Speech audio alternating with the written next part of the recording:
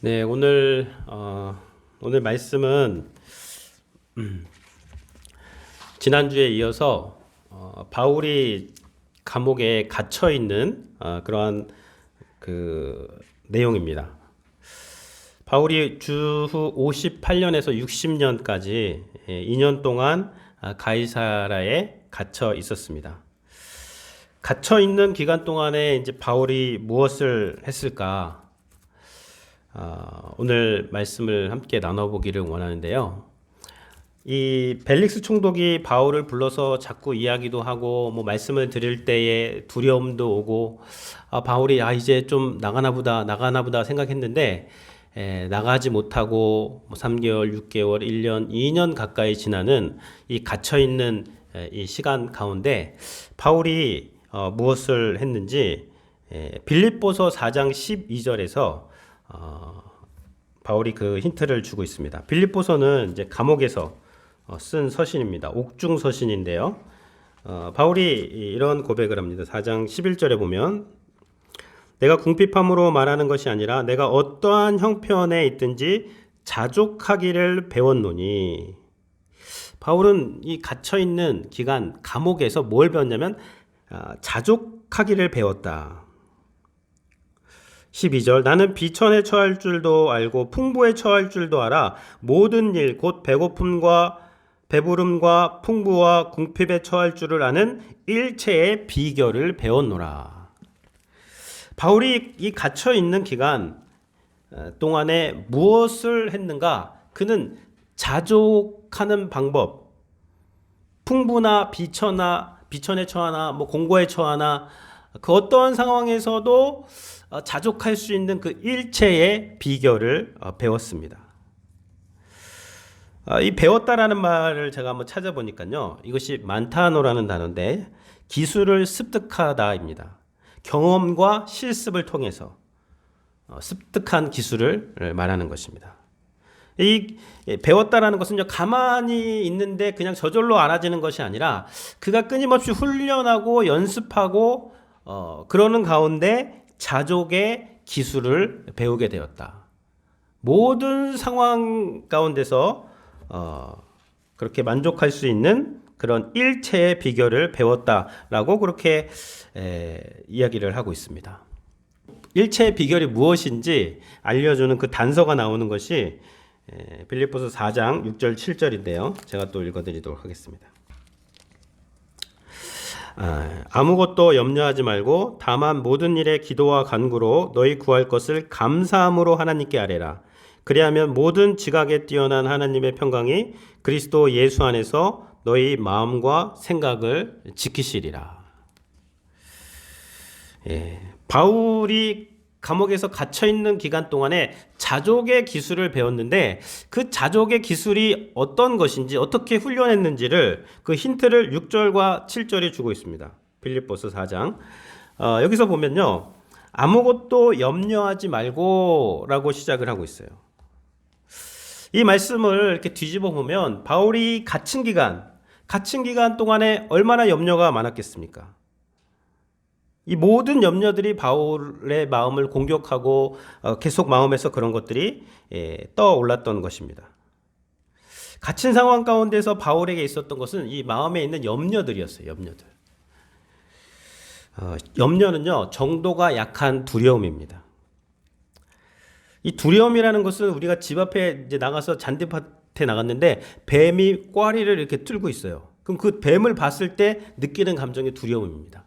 근데 염려라는 것은 무엇이냐면 그 뱀을 한번 보고 나서 집에 이제 갈 때마다 잔디밭을 보면서 저기 뱀이 있으면 어떡하지?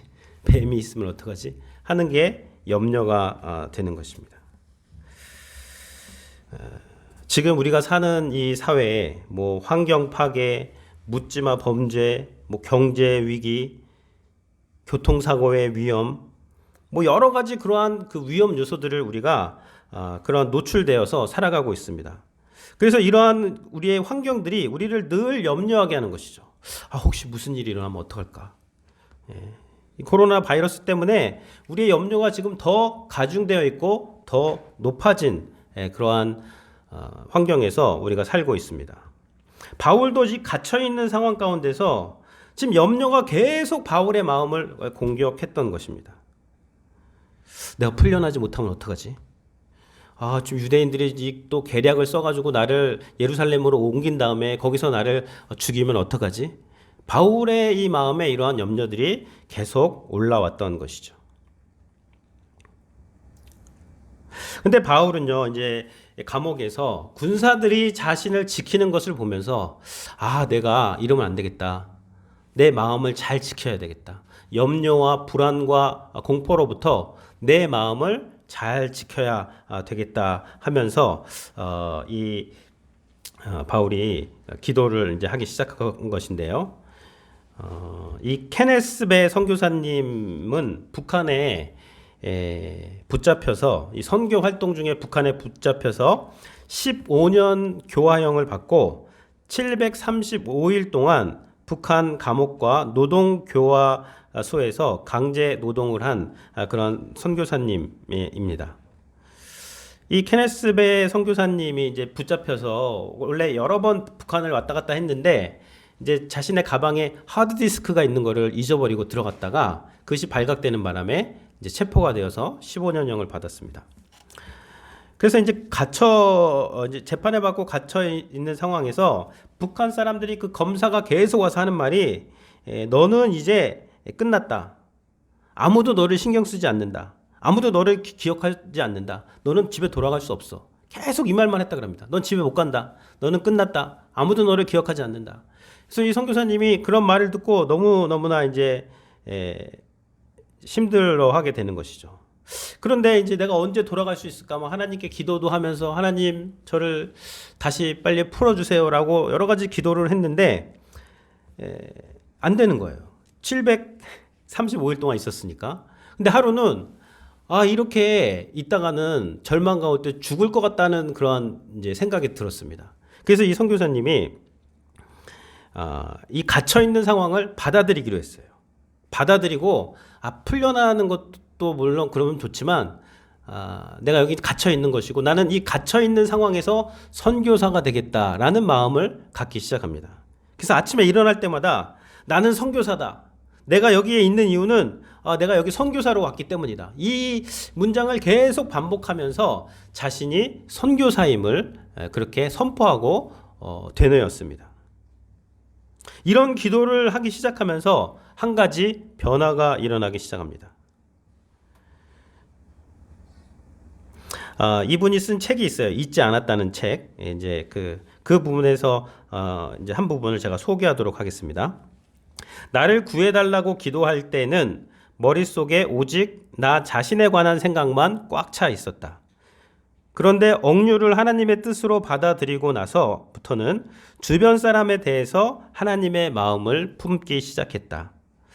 희망 없이 갇혀있는 상황이 낙심되었는데 가만히 생각해 보니 이런 상황이 평범한 북한 주민들의 일상이었다. 그들도 나처럼 희망 없이 갇혀 있었다. 케네스 배 선교사님은 이제 내가 여기 선교사로 왔고 북한 사람들을 이렇게 하나님의 마음으로 바라보니까 북한 사람들이 갇혀 있었던 거예요. 나만 갇혀 있는 것이 아니라 나는 그래도 예수님을 알지만 북한 사람들은 예수님도 모른 채 북한에 갇혀 있는 저들에게 하나님 제가 선교사가 되게 해 주십시오 라고 하면서 계속해서 이제 기도를 하게 됩니다. 그러면서 하루는 이제 뜨거운 여름날이 있는데요. 온도가 높이 올라가는데 밖에서 이제 막 노동을 하는데 이분이 찬송을 불렀다고 합니다. 계속해서 찬송을 불렀다고. 찬송가 내 영혼이 은총 입어. 내 영혼이 은총 입어 중한 재짐 벗고보니 슬픔 많은 이 세상도 천국으로 화하도다. 할렐루야 찬양하세 내 모든 죄 사함 받고 주 예수와 동행하니 그 어디나 하늘나라. 2절입니다.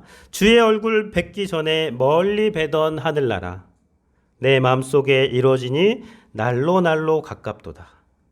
3절 높은 산이 거친 들이 초막이나 궁궐이나 내 주 예수 모신 곳이 그 어디나 하늘나라. 이 3절을 부를 때는요. 이 부분이 초막이나 궁궐이라를 그분이 이제 건강이 너무 안 좋아져서 막 15kg씩 빠지고 건강이 악화돼서 병원도 이제 몇 있다가 다시 교화소로 왔다가 병원 갔다가 왔다가 그런 생활을 이제 했는데 그분이 이 부분을 이렇게 바꿉니다.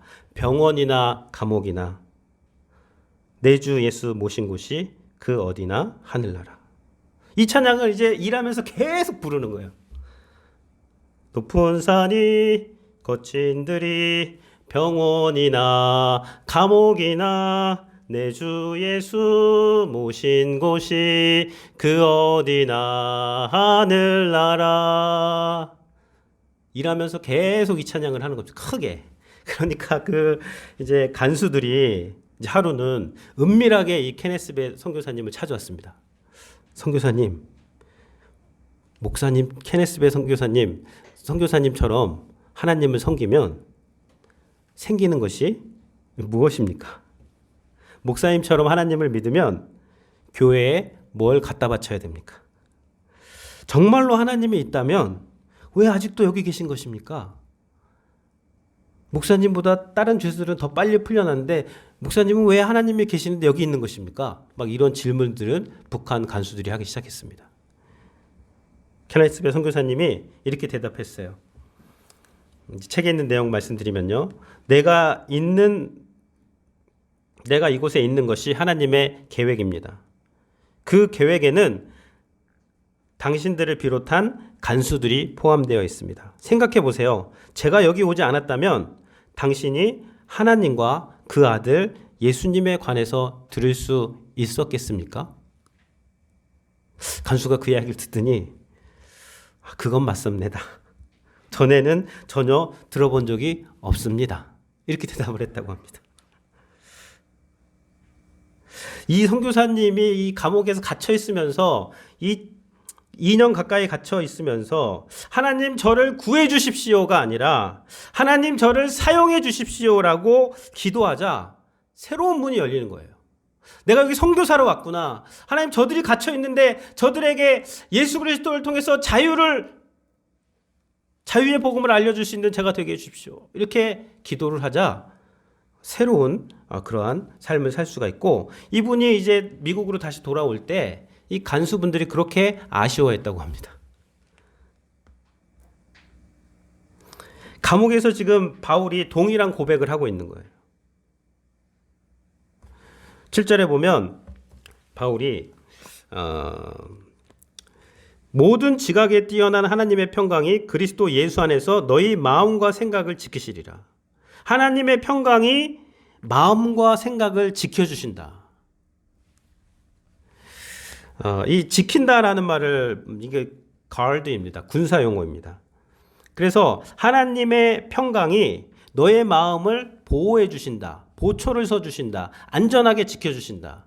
바울은 감옥에서 자신을 지키는 그런 군사들을 보면서 내가 내 마음의 이 염려의 그 공격과 불안과 두려움으로부터 내 마음을 잘 지켜야 되겠다. 어떻게 지킬 수 있을까 생각하다가 하나님의 그 평강을 묵상하게 되었고 그 하나님의 평강이 내 마음과 생각을 잘 안전하게 지켜준다라는 것을 지금 이야기하고 있는 것입니다.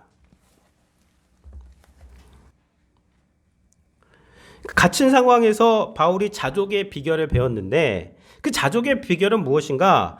기도 가운데 하나님의 평안이, 하나님의 평강이 내 마음을 지켜주시고 내 생각을 지켜주셔서 어떠한 상황에 있든지 자족할 수 있는 그 일체의 비결을 바울은 감옥에서 깊은 기도 가운데 배우게 된 것입니다. 여기에 보면 어떻게 아뢰라 그랬어요? 감사함으로 아뢰라 그랬어요. 감사함으로. 이 말을 뒤집어 보면요. 염려하면서 아랠 수도 있다는 거예요. 우리가 기도할 때 하나님께 뭘 기도를 하는데 왜 염려하고 불안해하면서 하나님께 기도할까요? 내가 케어하려고, 내가 그것을 다루려고, 컨트롤하려고 하기 때문입니다. 베드로 전서 1장 7절에 보면 너희 염려를 다 주께 맡기라. 이는 그가 너희를 돌보심이라. Cast all your anxiety on him because he cares for you. Cast all your anxiety. 너의 모든 그 근심을 던져라. 하나님께 던져라. 그리하면 하나님께서 그것을 돌보아 주신다. 그러니까 기도는 무엇이냐면요, 하나님께 염려를 던지는 거예요. 던지는데 줄을 매달아서 던지시면 안 돼요. 던져놓고 다시 끌고 와가지고 또 막 아이고 이거 어떡하나 그게 아니라 하나님께 그냥 던지는 것입니다. 믿음으로 던지는 거예요. 이 던진다라는 이 말이 분사인데요. 이게 한 문장인데 그 앞절하고 한 문장이에요. 6절과 7절이 한 문장인데 6절에 뭐라고 그러시냐면 하나님의 능하신 손 안에서 겸손하라. 그리고 너의 모든 근심을 주님께 맡겨라. 그렇게 하는데 결국 그 humble yourself, 겸손하라는 것이 무엇인가? 구체적으로 겸손한다는 것은 무엇이냐면요, 우리의 근심을 하나님께 올려드리는 거예요. 던져드리는 것입니다. 왜요? 그분이 돌보시기 때문에. 믿음으로 이걸 던져드리는 게 그게 겸손입니다. 교만은 뭐죠? 하나님께 던지지 못하고 그냥 내가 갖고 있는 거예요. 전전긍긍하면서 이거 어떡하지 염려하고 불안해하고. 왜 염려하고 불안해할까요? 그 내면으로 들어가 보면 하나님께 던져드리지 못하고 내가 그것을 쥐고 있고 내가 한번 어떻게 해보려는 그 교만한 마음 때문에 우리가 걱정하고 근심하게 되는 것입니다.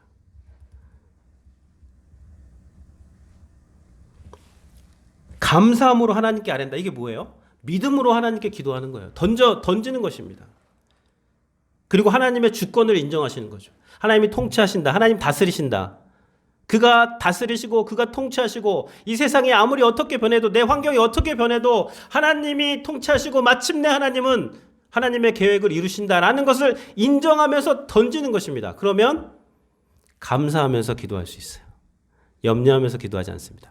감사하면서 기도할 수가 있는 것이죠.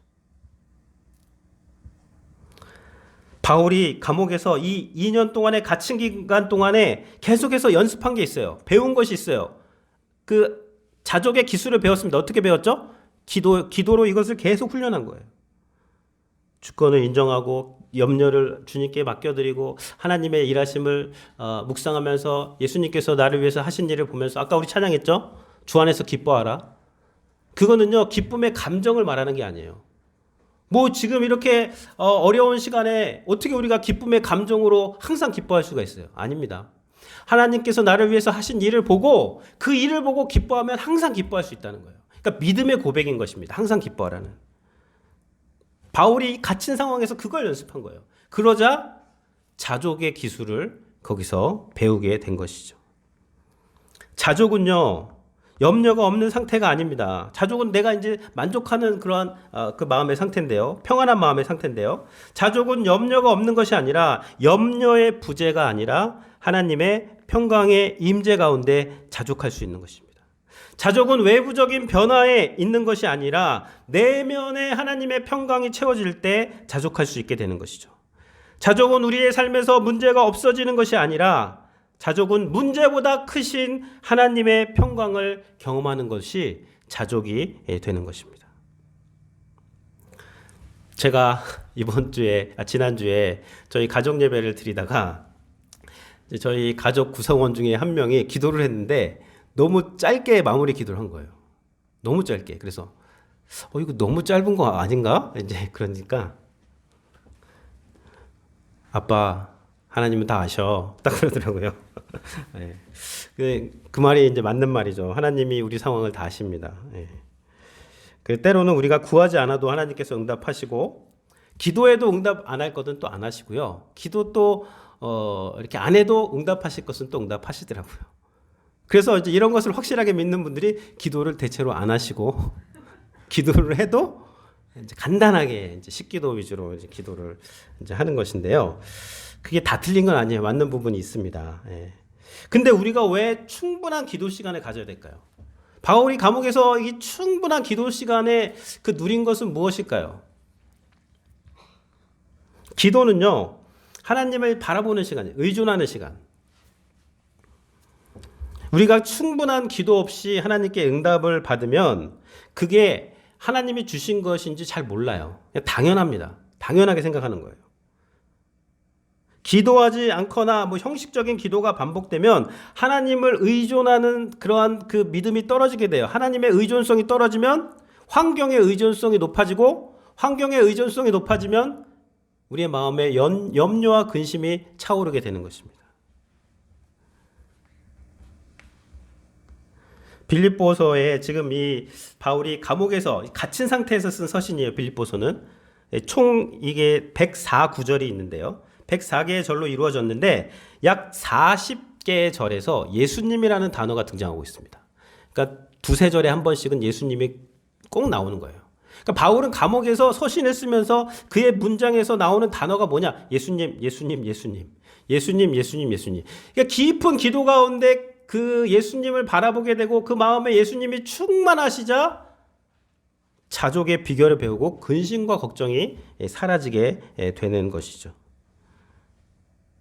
그래서 기도를 오래 하면요, 기도를 충분히 하게 되면 하나님의 이 임재가 우리 마음에 더 풍성해지는 것이고, 그럴 때 이 모든 지각에 뛰어난 하나님의 평강입니다. 모든 지각, 인간의 이성으로는 설명할 수 없어요. 인간의 어떠한 이렇게 그 어떤 그 측정하는 것으로 측정되지 않는 그 하나님의 평강이 우리의 마음 가운데 우리의 생각과 우리의 마음을 지켜주게 되는 것이 우리가 깊은 기도 가운데 경험할 수 있게 되는 것이죠. 바울은 2년 동안 갇혀 있는 동안에 충분한 기도를 통해서 자족의 비결을 배운 것입니다. 지금 우리가 갇혀 있어요. 우리도 지금 눈 와서도 갇혀 있고, 코로나로도 갇혀 있고, 샌앤젤로라는 이 도시에도 갇혀 있고, 어떤 분들은 직장에 갇혀 있는 분들이 있고, 어떤 분들은 가정에 갇혀 있는 분들이 있고, 여러 상황 가운데 갇혀 있는 상황 가운데 있습니다. 근데 우리가 이 갇혀 있는 데서 염려의 기술, 불안의 기술 이런 것만 연마하는 분들이 있어요. 계속 그 기술을 막 발전시켜서 이거 어떡하냐, 저거 어떡하냐. 근데 바울은 자족의 기술, 아무것도 염려하지 말고 하나님께 감사함으로 아뢰라. 하나님의 평강이, 모든 지각에 뛰어난 하나님의 평강이 너희 마음과 생각을 지키시리라. 이 고백을 하고 있는 것입니다. 우리가 이제 지난주에도 기도했고요. 이번 주에 한 주 더 기도를 하는데요.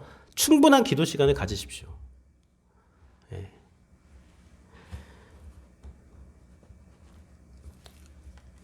기도 시간을 통해서 그 마음과 생각을 잘 지키시고 또 자족의 그 은혜를 누리시는 우리 성도님들이 되시기를 바랍니다. 바울이 재판제 가운데 지금 2년 동안 시간이 지났어요. 그리고 새로운 총독이 부임을 하게 됩니다. 그게 오늘 본문이에요. 새로운 총독이 부임하자 대제사장들과 장로들이 다시 바울을 고소하게 되는 것이죠. 근데 오늘 이제 이 본문에서 이제 바울이 그래서 황제께 상소를 하게 되는데요. 오늘 본문에서 제가 한 가지 발견한 것이 있는데, 이 카리스라는 단어가 3번이나 나오더라고요. 카리스는 이제 은혜입니다. 은혜. 보통 하나님과 연결해서 가장 많이 쓰였어요.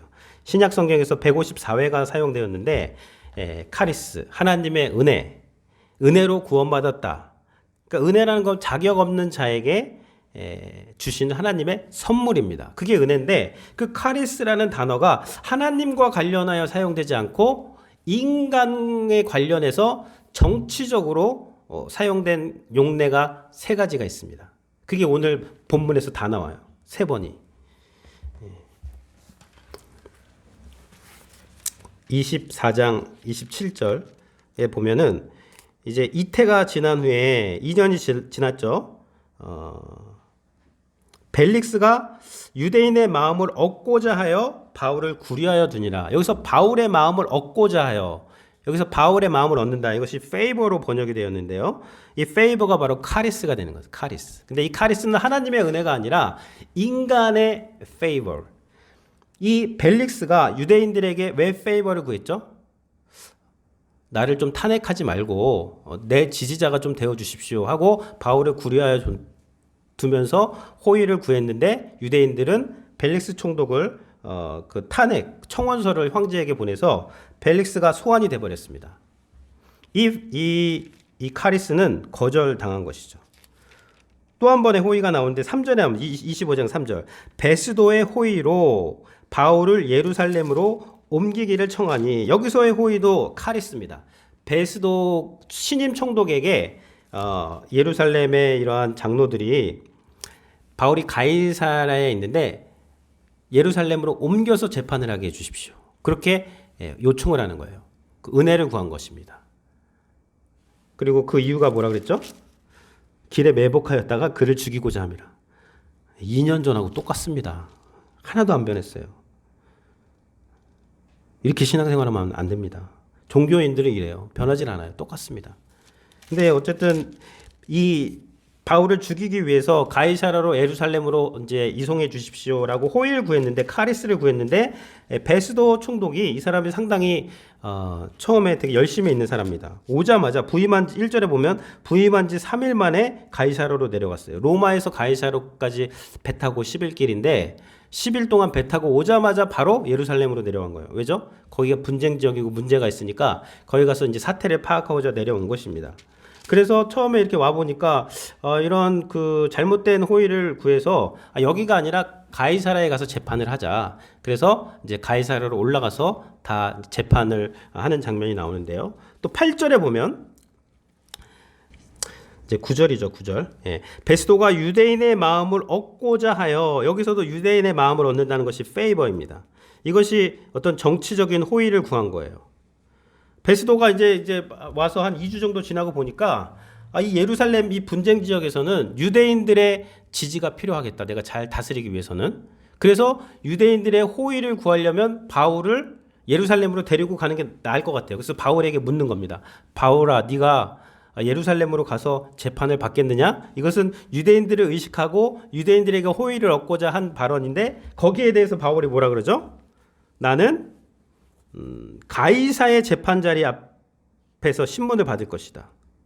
나는 불의를 행한 일이 없다. 11절, 내가 가이사께 상소하노라 라고 이렇게 진행이 된 것이 오늘 본문의 내용입니다. 지금 이 베스도와 벨릭스 유대인들이 서로 정치적인 호의를 구하면서, 이것은 무엇이냐면 대가성 호의입니다. 내가 한번 뒤를 봐주면 저 사람이 날 한번 뒤를 봐주고, 이렇게 서로 한 번씩 봐주는 그런 호의를 구했는데 3번 다 실패했어요, 본문에서. 근데 바울은 사람의 호의를 구하는 사람이 아닙니다. 바울은 하나님의 카리스, 하나님의 은혜를 구한 사람이에요. 바울은 그런 인간의 어떠한 그 대가성, 주고받는 대가의 그런 호의를 구한 것이 아니라 하나님의 은혜를 구했는데, 그 하나님의 은혜를 구한 바울에게 지금 새로운 길이 열리고 있습니다. 그것이 뭐죠? 가이사께 상소하노라. 2년에 갇혀있는 기간 동안에 바울이 기도 가운데 새로운 방법을 하나님께 알려준 것이 있는데, 그것이 뭐냐면 가이사께 상소하는 것입니다.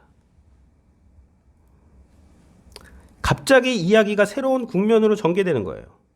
서로 이 페이버를 통해서 바울을 죽이려고 했던 유대인과 총독들이 예상하지 못한 방법으로 하나님은 가이사에게 상소를 함으로 해서 바울이 로마로 가는 길이 지금 열리는 장면이 되는 것입니다.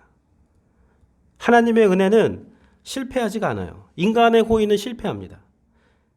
인간의 호의는 서로 주고받으면서 계산하면서 이익을 따지기 때문에, 정치 공학적인 그런 것을 따져야 되기 때문에 성공할 때도 있고 실패할 때도 있습니다. 오늘 본문에서는 3번 다 실패했어요.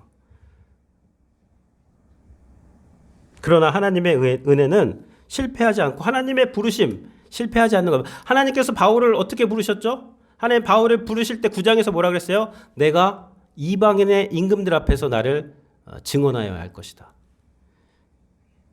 그리고 그 공회, 예루살렘 그 공의 그 종교 재판, 그때 뭐라 그랬지? 재판 끝나고 23장 11절에서 담대하라. 내가 예루살렘에서 나의 일을 증언한 것 같이 로마에서도 증언하여야 할 것이다. 바울아, 너 예루살렘에서 잘했어. 여기서 끝나지 않는다. 넌 로마로 가게 될 거야. 바울이 감옥에서 갇혀있는 2년의 기간 동안에 하나님께서 바울에게 하신 그 말씀을 묵상한 거예요. 하나님이 나를 로마로 보내신다고 하셨어.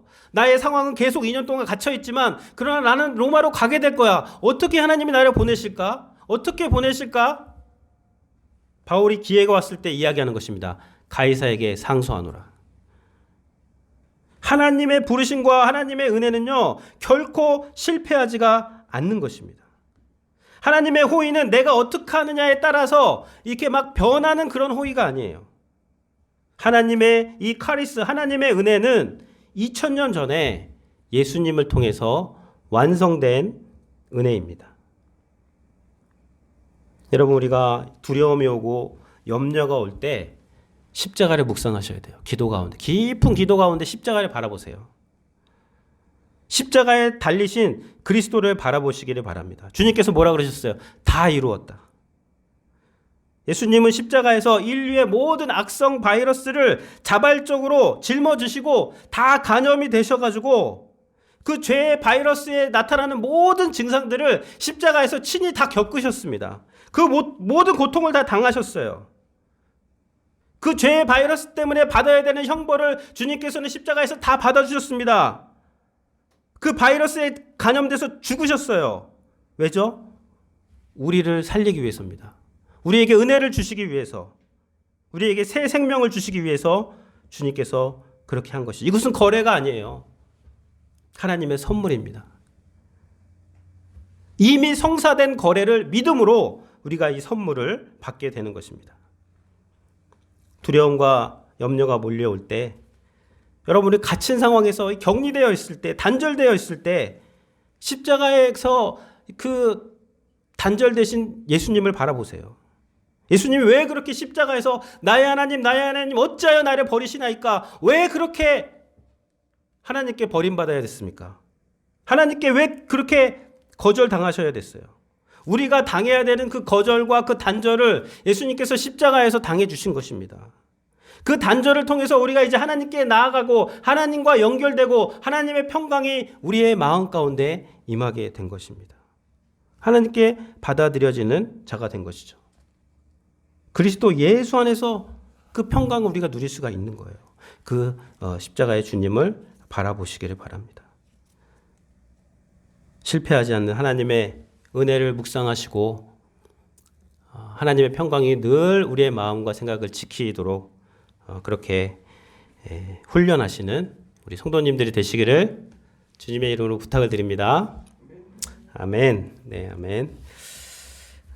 기도하도록 하겠습니다. 하나님 감사합니다. 하나님 갇혀있는 이 상황 가운데서 바울은 자족의 일체의 그런 비결을 배웠습니다.